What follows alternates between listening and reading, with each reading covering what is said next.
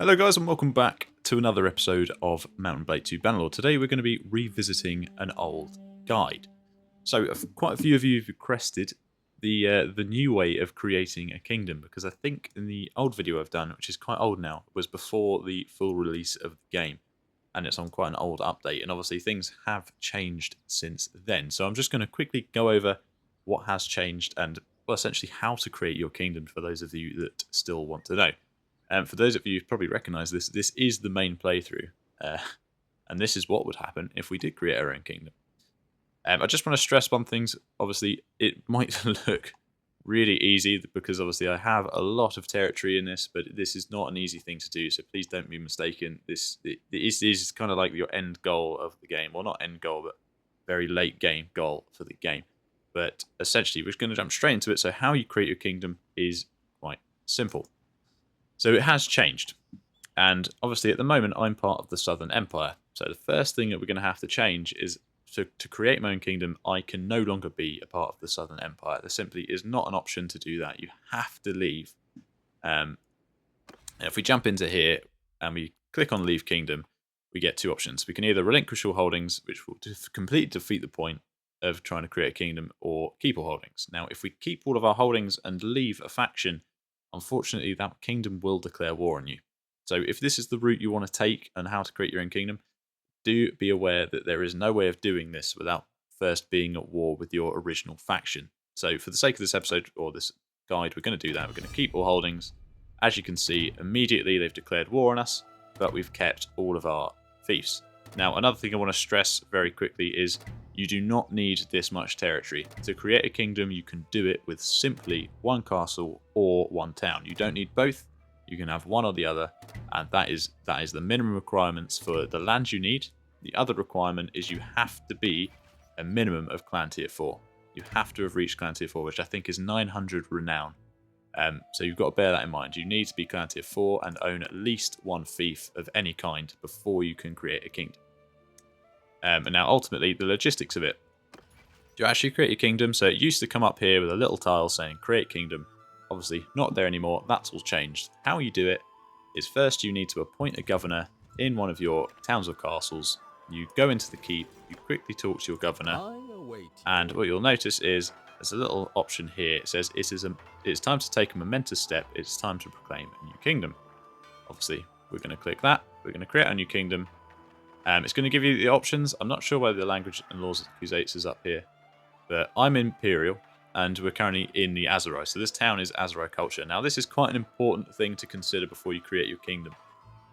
What you're going to want to make sure you do, well, probably want to do, is you want to capture your first fief and create your kingdom from somewhere that is of your culture. Now, you can obviously change. It's giving me the option to be Azerai culture, and what this will essentially do is if I pick Imperial and I'm in Hubia and I make that sort of the main town of my kingdom, then I'm going to permanently suffer from it being occupied by a foreign culture.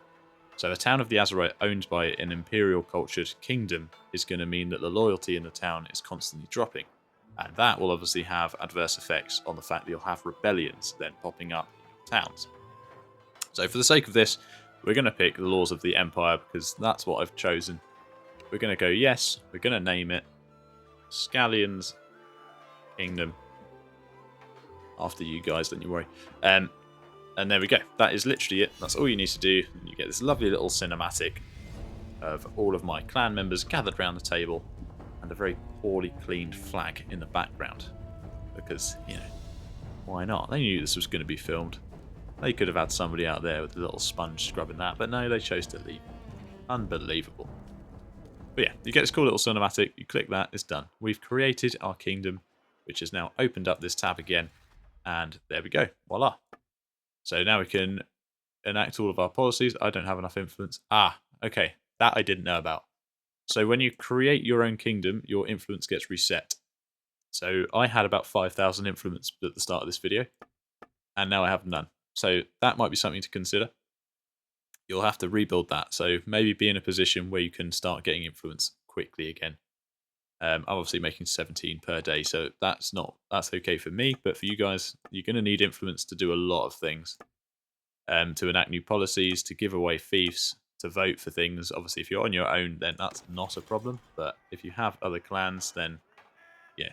So that is essentially how you create your kingdom. Now, the other question is, what do you do now? So you're going to be all alone. So I would suggest, if you've joined an empire and you're taking your territory that way, then what you would probably want to do is, before you go and create your kingdom, find a way to make peace with your original kingdom or empire. It's not impossible. It's just a war. So if you can defend your territory for long enough, you will eventually get peace with them. Now, before you create a kingdom, it's 100% suggested that you do make peace before you create a kingdom, because the first thing you're going to want to do is start recruiting clans. Now, this is the most expensive part. To recruit a clan, you need about 400,000 dinars, and the clan you're recruiting has to be unlanded. It can't have any territories. So that's one of the things you've got to do. You've got to find a clan that doesn't have any land to their name. So for us, the Western Empire, they have lost a lot of their territories. So I'd most likely find clans in here with no land. Kind of hard to tell, but obviously there's only 4 territories of theirs, so I can just rule out Clan Cerrados, I can't recruit. Alachis, I can't recruit. Corenios, I can't recruit. And Fenmorcar, I can't recruit. So I can then go in here and be like, right, I didn't say Varos. So if I find Ammonon, who I've got relation 10 with, I can probably recruit him. Now, I'm going to have to convince him first, which means I need high charm skill and good relation with him. If I have high charm and I have a good relationship with him, then he'll most likely say, yes, I'll join you, but you're going to have to do something for me in order to make it worth my while. So he's probably going to ask for about 350,000 gold. It's safer to have about 400,000, but obviously it's not cheap. And I think it is dependent on clan tier. So there are some clans that are lower tier, they're cheaper, but they're still going to be in the region of about 200,000.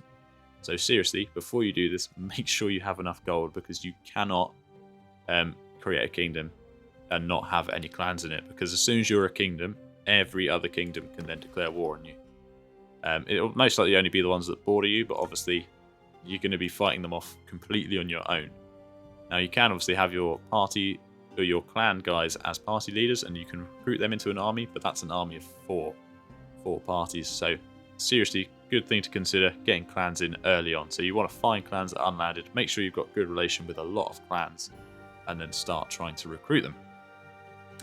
And now the question is, how do you get your first territory? Now I'm going to do a whole video on how to actually take over your first town or castle, because early game it is a very difficult thing to do, and if you want to do it solo without joining a kingdom, that is really difficult. So I'm going to cover that in a separate video. It's going to be, I'll try and make it a bit lengthy and try and really cover some details. But one thing I thought was a really good idea, and might be a bit of an easier way for you to get your first territory, is to look for, unfortunately there's none in this world, but if you look for a town that's rebelled against their kingdom.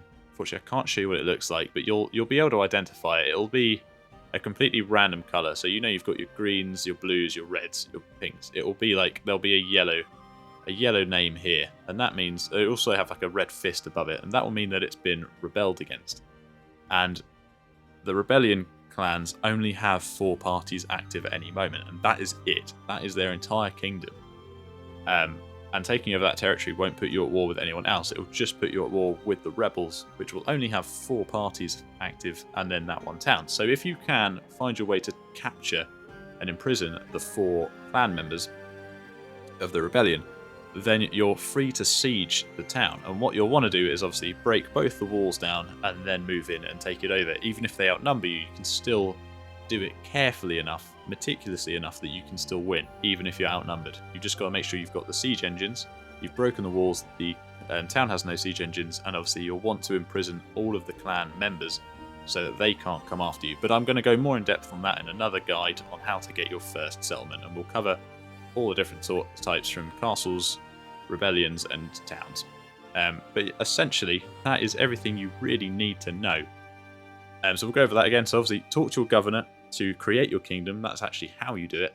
Make sure you've got stupid amounts of gold before you do it. Make sure you've got high relations with as many clans as you possibly can. Make sure you've got high charm skill.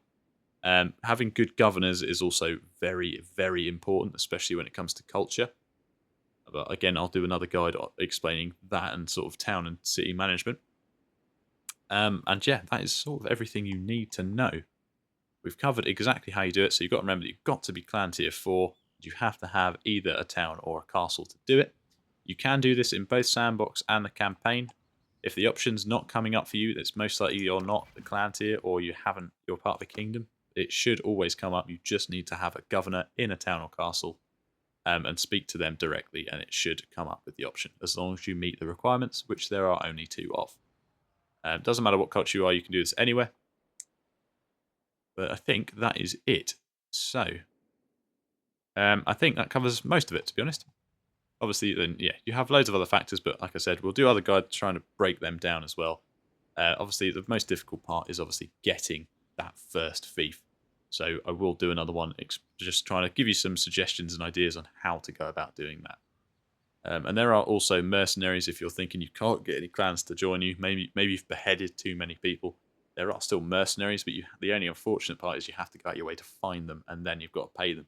So it doesn't always work out that well. They're not ideal. But yeah, hope this has helped, guys. If you do have any questions, please leave them down below, and I will answer you. I've probably missed out 1 or 2 things, so please, if you do have any questions or any theories or queries, please do put them down below, and I will get back to you as promptly as I can. But otherwise, I hope you've enjoyed the episode. Please do subscribe if you haven't already. And yeah, get down in those comments, and I will catch you in a bit. Have a good one, and goodbye.